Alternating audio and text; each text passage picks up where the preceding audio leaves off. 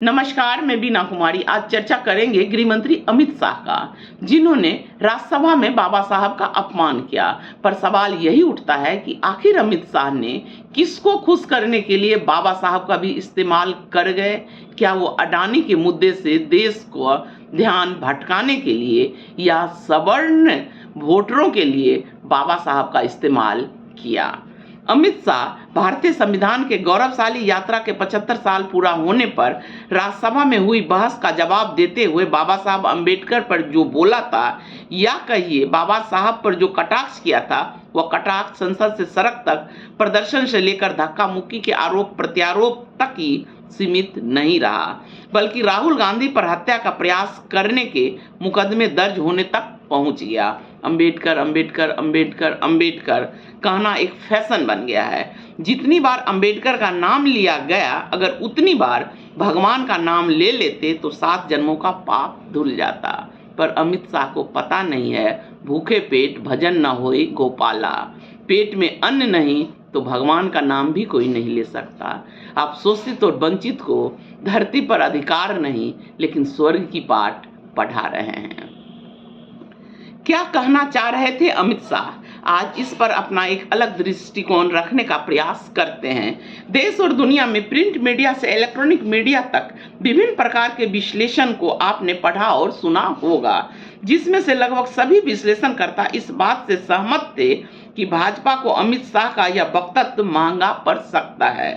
कोई यह भी कह रहा है कि आरएसएस की दिल की बात जुबान पर आ गई। कोई यह भी कह रहा है कि अमित शाह की जुबान फिसल गई।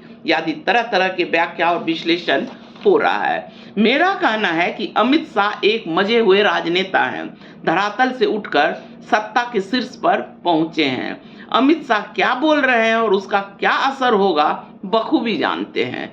मेरा मानना है कि अमित शाह ने जानबूझकर अंबेडकर के खिलाफ अंबेडकर की बढ़ती स्वीकार्यता को कम करने के लिए इसे अपने भाषण में शामिल किया था।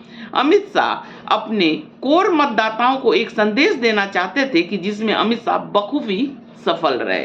राहुल गांधी ने भाजपा की तुलना द्रोणाचार्य से की थी, उस द्रोणाचार्य से जिसने एकलव्य का अंगूठा कटवा लिया था। अमित शाह अंबेडकर अंबेडकर अंबेडकर बोलना एक फैशन बन गया है कहकर उस एकलव्य को चुनौती दिया है और स्वीकार किया है कि हाँ, हम द्रोणाचार्य हैं। हाँ, हम द्विज हिंदुओं का, सवर्ण हिंदुओं की पार्टी हैं। यह संदेश देश के कट्टर हिंदुत्व के सवर्ण अनुयायी के लिए है।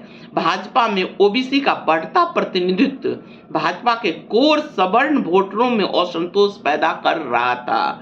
तो दूसरी तरफ राहुल गांधी खुलेआम संसद में एकलव्य का उदाहरण देकर दलितों, वंचितों, पीड़ितों, शोषितों की राजनीति को नया आयाम दे रहे थे। तो अमित शाह को अपने वोटरों को, खासकर सवर्ण हिंदुओं को एक संदेश देना था, जिसमें वे पूरी तरह से सफल रहे।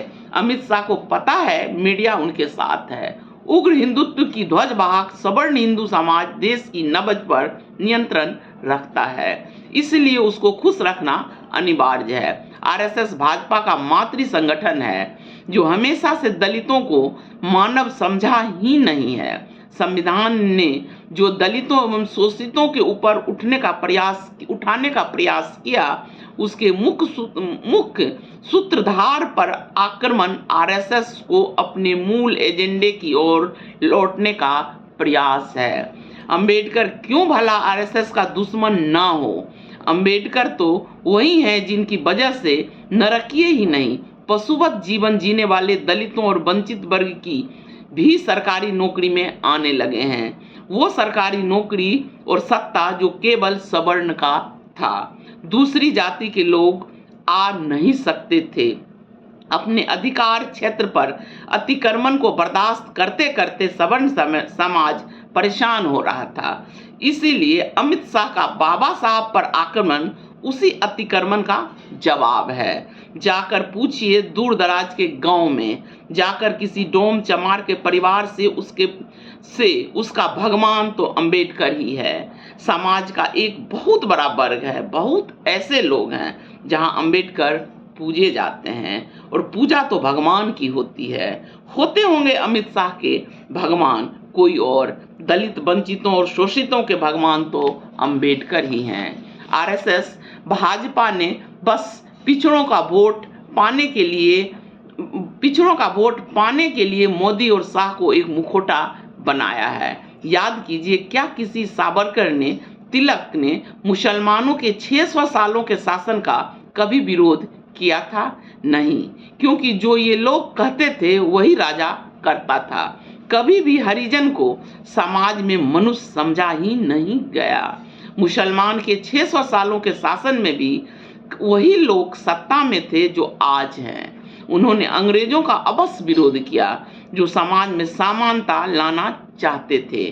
डोम, चमार, धोबी, गार्ड, नाई, लोहार, कुम्हार सभी को पढ़ने का अधिकार दे रहे थे अंग्रेज। तिलक ने तो यहाँ तक कह दिया कि अगर डोम, चमार, धोबी को पढ़ाया गया तो उसका काम कौन करेगा। इतना ही नहीं, तिलक तो महिलाओं को भी नहीं पढ़ने देना चाहते थे। ये आरएसएस भाजपा वाले उसी तिलक के अनुयायी हैं। मानसिकता आज भी वही है। तभी तो ईडब्ल्यूएस आरक्षण सवर्णों को दिया गया 10%, 12% आबादी के लिए। कभी इतिहास पढ़कर देखिएगा, एक अनपढ़ ब्राह्मण कश्मीर का शिक्षा विभाग का मुखिया रह चुका है। अगर अंबेडकर उस प्रभुसत्ता को चुनौती देंगे तो अमित शाह जैसा नेता उसका अपमान करेगा ही, ताकि उसका वोट न बिखरे। अंबेडकर एक ऐसे रत्न थे जिसने केवल हरिजनों, वंचितों, दलितों के उद्धार के लिए ही नहीं, अर्थशास्त्र और वित्तीय प्रबंधन को एक नया आयाम दिया। रिजर्व बैंक और बजट जैसे अनेकों विषयों पर भारतीय गणतंत्र को एक नई ऊंचाई दी। दरअसल अमित शाह अंबेडकर का अपमान नहीं किया, उस भावना का भी अपमान किया जिसे भारत कहा जाता है। अंबेडकर एक मनुष्य नहीं, दुनिया का जुनून है। अमित शाह ने उस जुनून का अपमान किया है। हिंदू राष्ट्र मनुस्मृति से चलता है।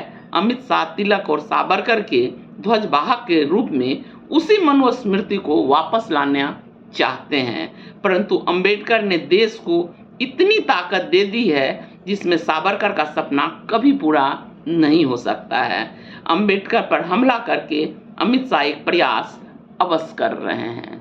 नमस्कार, धन्यवाद।